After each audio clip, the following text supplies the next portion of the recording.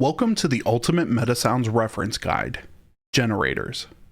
In this video, we'll be taking a look at the LFO, noise, saw, sine, square, and triangle nodes. Starting with the LFO, or low frequency oscillator, this node is the only one of our 6 generators that has a float value output rather than an audio signal output. That's because this node outputs very low values that, if rendered in audio form, would be inaudible. When connected to something like a pitch input, it creates a sort of wobble effect based on the other parameters set on the LFO node.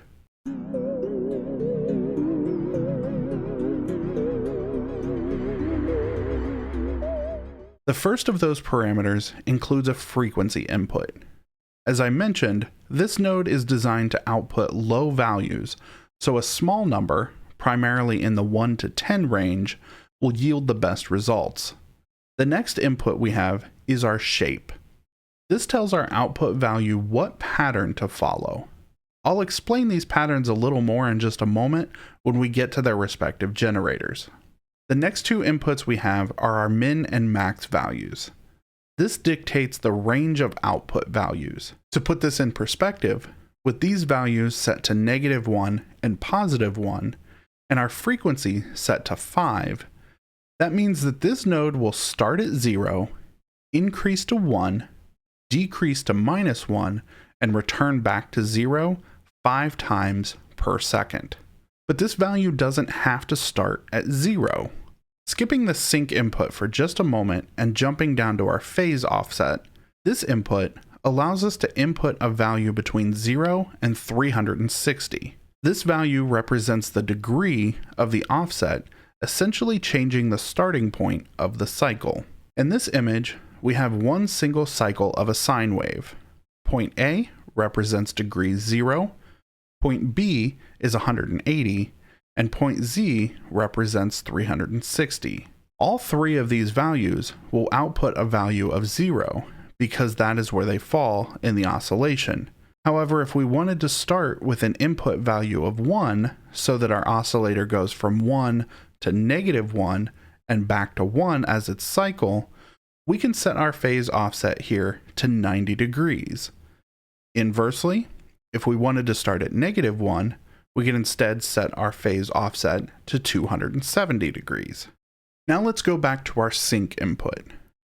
This is a trigger input that tells our node to return to the starting position regardless of where it is in the cycle. If our phase offset is set to 0, and the node is currently 270 degrees into the cycle when the sync is triggered, it will instantly jump back to 0 degrees and start again. The last input we have on our LFO node is our pulse width. This input accepts values between 0 and 1 and really only applies when we have our shape value set to square.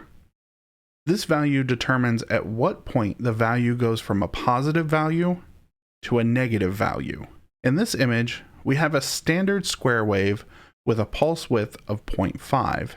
This means that the first half of our cycle will be complete 50% of the way through the cycle, or at 180 degrees. Moving our pulse width to 0.75 means that the first half of our cycle will now be complete 75% of the way through the cycle, or 270 degrees, causing the second half of the cycle to be much shorter, as it now only has 25% of the remaining cycle to reach its max value and return to 0. Now let's check out the noise node. This node generates exactly as its name suggests, noise. While there are multiple types of noise, this node only includes 2, white and pink.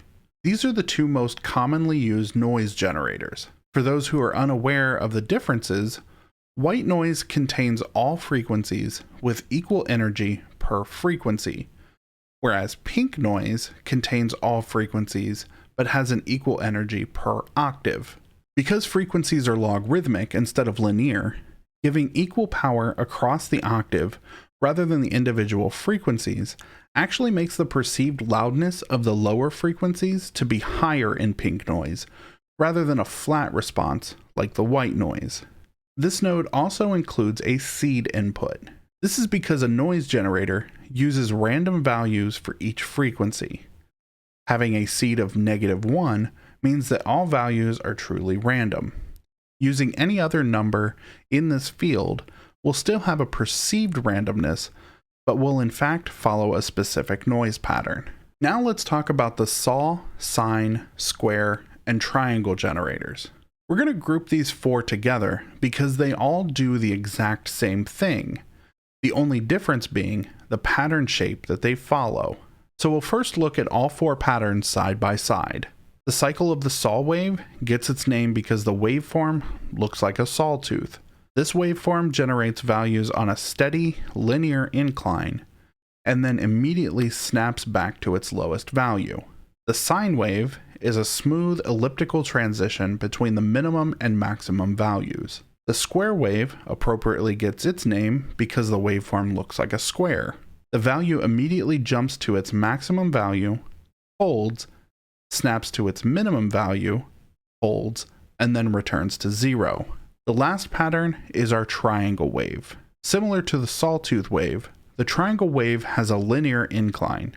Unlike the sawtooth wave, however, the triangle wave also has a linear decline rather than snapping to the minimum value.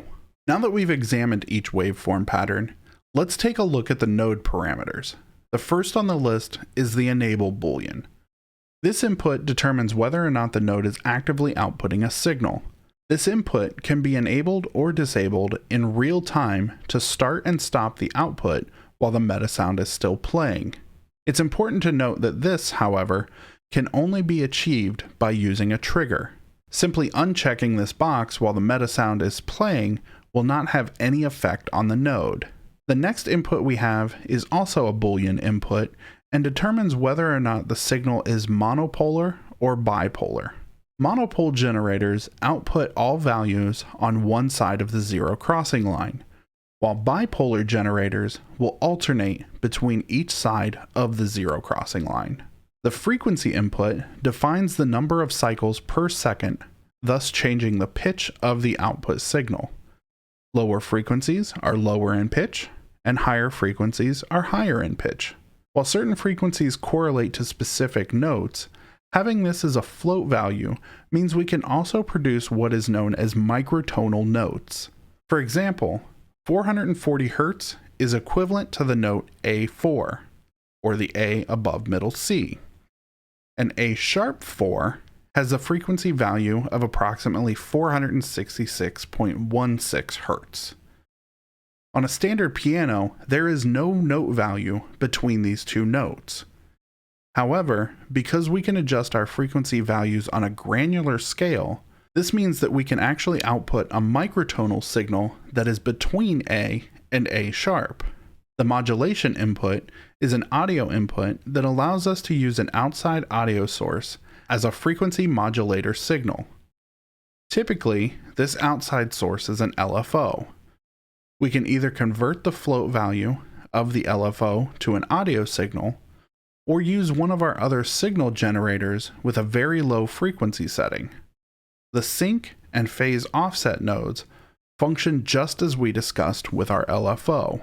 This is also true for the pulse width input found on our square wave generator. The last two inputs we have are our glide and type input. The glide input accepts a value between 0 and 1 and is used when changing frequencies and dictates how smoothly or aggressively the node moves from the current input to a new input. Zero glide means that the node will instantly jump to the new frequency input value. A higher value will cause a sweeping effect, starting with the current value and sliding to the new value, outputting all frequencies in between. This finally brings us to our last input, type. For our saw, square, and triangle generators, this drop-down menu includes two options, polysmooth and trivial. Without going into extreme depths as to the differences between these two types, let's just say that the polysmooth type slightly rounds off corners, making them less aggressive. Lastly, we're going to take a look at the types included in our sine generator: 2D rotation, pure math, Bhaskara, and wavetable. The biggest difference in these types is the internal function used to calculate the sinusoidal arc of the wave. However, while there may be different things going on under the hood, the output of all four waves are essentially the same when looking at them on a granular level. The only oddity that you may notice is that the polarity of the Bhaskara wave is inverted. To see the full list of videos in this reference guide, click the link to the playlist in the description below.